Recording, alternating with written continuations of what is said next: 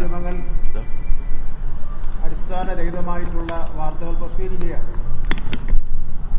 ആ വാർത്ത എല്ലാം അടിസ്ഥാനരഹിതമാണെന്നും വസ്തുതയുമായിട്ട് യാതൊരു ബന്ധവുമില്ലെന്നുള്ള കാര്യം വ്യക്തമാക്കുവാൻ ഞങ്ങൾ ആഗ്രഹിക്കുകയാണ്.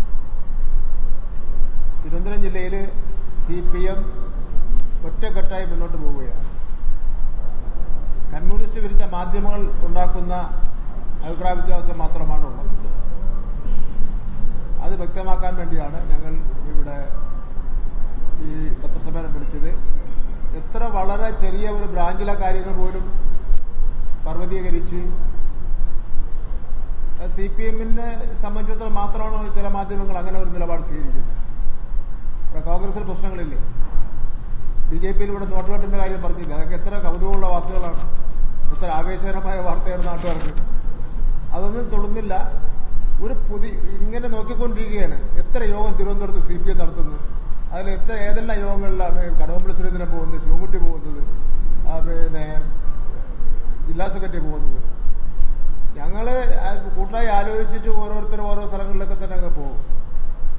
അതൊന്നും വിഭാഗീയമായിട്ട് ബന്ധപ്പെട്ട കാര്യമൊന്നുമില്ല. ഇന്നിപ്പോ സെക്രട്ടേറിയറ്റിന്റെ അവിടെ 2-3 സമരം നടക്കുന്നുണ്ട്. ഞങ്ങൾ ആരും പോയില്ല. പോയത് സുനിൽകുമാറാണ്. ഇനിയിപ്പോൾ അതും ഒരു വിഭാഗീയമായിട്ട് കാണുമെന്നുള്ളവർ എനിക്കറിയില്ല. നല്ല ഗൗരവമുള്ള വിഷയം അത് നമുക്ക് അംഗീകരിക്കുന്നതിന് വേണ്ടി വേറെ പ്രശ്നമില്ല. ഉദാഹരണം, തിരുവനന്തപുരം കോർപ്പറേഷൻ ചില മാധ്യമങ്ങളിലും വളരെ ഗൗരവമായിട്ട് കാണുന്നുണ്ട്.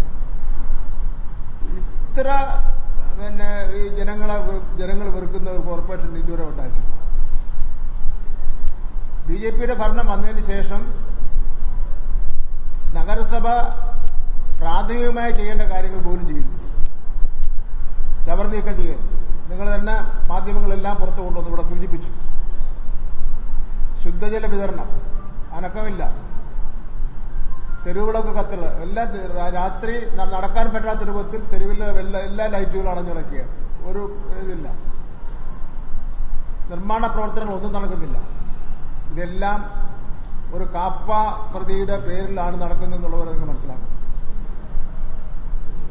അപ്പൊ തിരുവനന്തപുരം നഗരസഭയുടെ ഈ ഗതികേടിൽ നിന്ന് ജനങ്ങളെ രക്ഷിക്കുന്നതിന് വേണ്ടി സംസ്ഥാന ഗവൺമെന്റ് ഈ കാര്യത്തിൽ ഇടപെടുന്നതിന് വേണ്ടി തയ്യാറാവണം. 2 വിഷയങ്ങളാണ് ഉള്ളത്. ഒന്ന് കാപ്പ കേസുമായിട്ട് ബന്ധപ്പെട്ട വിഷയങ്ങൾ.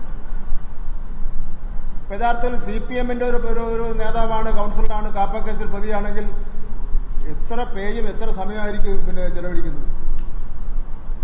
അതിലും മാധ്യമങ്ങൾ പക്ഷപാതപരമായ നിലപാട് സ്വീകരിക്കുന്നു എന്നുള്ള ശക്തമായ അഭിപ്രായം ഞങ്ങൾക്കുണ്ട്. ഇന്നലെ മുഖ്യമന്ത്രി വയനാട് സന്ദർശിച്ചല്ലോ. ഓരോ ചാനലിന് കൊടുത്ത സമയമൊക്കെ ഞങ്ങൾക്കറിയാം. മുൻ മുഖ്യമന്ത്രി പ്രതിപക്ഷ നേതാവ് അവിടെ സന്ദർശിച്ചപ്പോൾ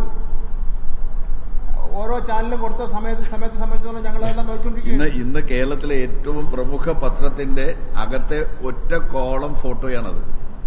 ഒരു സിംഗിൾ കോളം ഫോട്ടോ. കേരളത്തിൽ ഏറ്റവും കൂടുതൽ പ്രചാരമുണ്ടെന്ന് അവകാശപ്പെടുന്ന ഒരു പ്രമുഖ പത്രം ഇന്നലെ ഉണ്ടായിട്ടുള്ള ദുരന്ത പ്രദേശം സന്ദർശിച്ച കേരളത്തിന്റെ പ്രതിപക്ഷ നേതാവിന്റെ ചിത്രം കൊടുത്തത് അകത്തൊരു പേജിനകത്ത് ഒരു സിംഗിൾ കോളം. എത്ര പക്ഷപാതിത്വമാണ് ആ കാര്യങ്ങൾ നോക്കും. ഞങ്ങളതെല്ലാം നോക്കിക്കൊണ്ടിരിക്കുകയാണ്. ഞങ്ങൾ പറയാൻ നിങ്ങളോട് വഴക്കൂടാണെന്ന് വരുന്നില്ല. 800 തൊഴിലാളികളെ പുതിയ ലേബർ കോഡിന്റെ അടിസ്ഥാനത്തിൽ എറണാകുളത്ത് പിരിച്ചുവിട്ടു. മുൻ ലേബർ മന്ത്രി എന്നുള്ള നിലയിൽ ഞാൻ പത്രസമ്മേളനം നടത്തി. കേരളത്തിലെയും വലിയ മുത്തശ്ശി പത്രം എന്നൊക്കെ പറഞ്ഞ ഒരു പത്രം ഒരു വാക്ക് കൊടുത്തിട്ടില്ലല്ലോ. മാധ്യമ പ്രവർത്തനം കൂടെ പിരിച്ചുവിടുമ്പോൾ മാത്രമേ ഒരു വേദന ഉണ്ടാവുള്ളൂ. മാധ്യമ പ്രവർത്തനം ഈ വകുപ്പ് അനുസരിച്ച് പിരിച്ചുവിടാനുള്ള വകുപ്പുണ്ട്. എന്നാലും ഞങ്ങളന്ന് നിങ്ങളോടുണ്ടാവും. കാര്യത്തിൽ ഒരു സംശയമില്ല.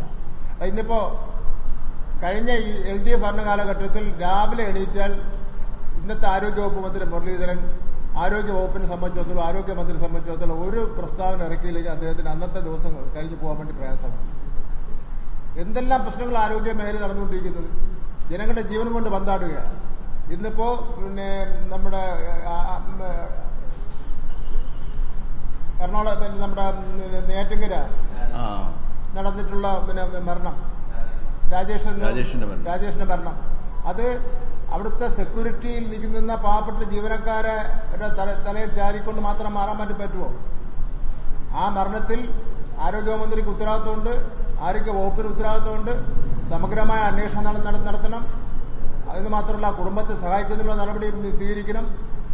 ബഹുമാനപ്പെട്ട ആരോഗ്യവകുപ്പ് മന്ത്രിയുടെ ഈ വാചകടിയും ആൾക്കാരെ കളിയാക്കുന്ന നിലയിലുള്ള പ്രസ്ഥാനങ്ങൾ മതിയാക്കിയിട്ട് മര്യാദയ്ക്കിരുന്ന് ഈ മരുന്നും ഒക്കെ കൊടുക്കുന്നതിന് വേണ്ടിയുള്ള സൗകര്യങ്ങൾ ചെയ്യണം. സ്ഥലം മാറ്റം ആരോഗ്യരംഗത്ത് വലിയ താറുമാറാക്കിയിരിക്കുകയാണ്. ആരോഗ്യ ഡോക്ടർമാരെയും മറ്റ് ആരോഗ്യരംഗത്തെ പ്രവർത്തകരെയും തെക്കും വടക്കും നടത്തിയിരിക്കുന്ന സ്ഥലമാറ്റം ആരോഗ്യരംഗത്തെ പ്രവർത്തനത്തെ സ്തംഭിപ്പിച്ചിരിക്കുകയാണ്. ഈ വാർത്തകൾക്ക് തന്നെ പ്രാധാന്യം കൊടുക്കുക. അവിടെ ഡോക്ടർമാരില്ലായിരുന്നു. അതാണ് പ്രശ്നം. അല്ലാതെ അന്വേഷണം നടത്തുന്നത് സെക്യൂരിറ്റി ജീവനക്കാരെ ഈ വന്ന ആളുടെ ക്യൂവിൽ നിർത്തിയോ ഇല്ലയോ എന്നുള്ള അല്ല അന്വേഷണം നടത്തേണ്ടത്. സമഗ്രമായ ഒരു അന്വേഷണമാണ് അവിടെ നടത്തേണ്ടത്. ഡോക്ടർമാരുണ്ടായിരുന്നോ? എന്തുകൊണ്ട് അയാൾക്ക് സമയത്ത് മരുന്ന് കൊടുത്തില്ല? എന്തുകൊണ്ട് അയാൾ ഐസിയുവിന് ആവശ്യമായ ക്രമീകരണം നടത്തിയില്ല? ഇത് പല സ്ഥലങ്ങളിലും സംഭവിച്ചുകൊണ്ടിരിക്കുകയാണ്.